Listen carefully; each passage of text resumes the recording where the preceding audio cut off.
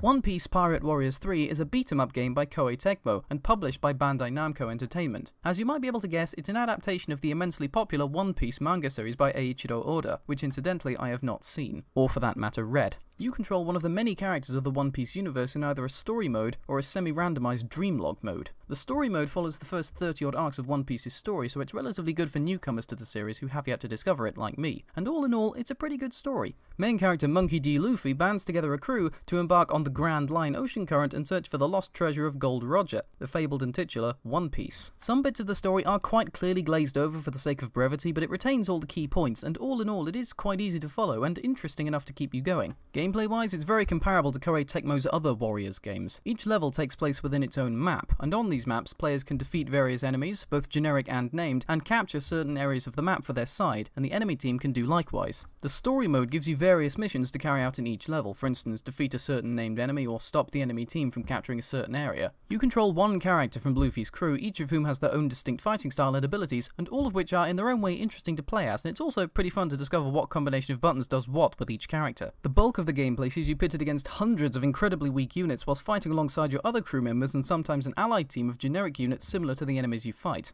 And when I say hundreds, I mean hundreds. It's not uncommon to defeat many thousands of enemies in each level. On occasion, you'll also get little on-screen reminders of who's going where and doing what, which is also quite helpful. In general, the gameplay could be criticised for being a bit repetitive, but even so, it is pretty satisfying to clobber a ton of enemies all at once. Graphics-wise, the game opts for a 3D anime-style aesthetic quite true to its roots, which looks pretty good and to an extent allows it to retain the manga's over-the-top cartoonish action and unique art style. The soundtrack is also pretty good and filled with plenty of catchy tunes to keep you pumped while you play. However, there are some criticisms to be made. For one, the PC version's controller support is quite poorly implemented. Whether or not you use a controller, the game still displays keyboard keys and generic icons in the hints and menus. Quite understandably, this on occasion can get very confusing. Also, it's one of those games which, if you try and use an Xbox One controller with it starts getting a little bit pissy. In my experience, it assigned very weird button mappings by default, and it was under the impression that I was constantly holding the right stick to one side. For people who do use Xbox One controllers with their PCs, this is quite annoying. Another quite common gripe about this game is that the PC version doesn't have online multiplayer.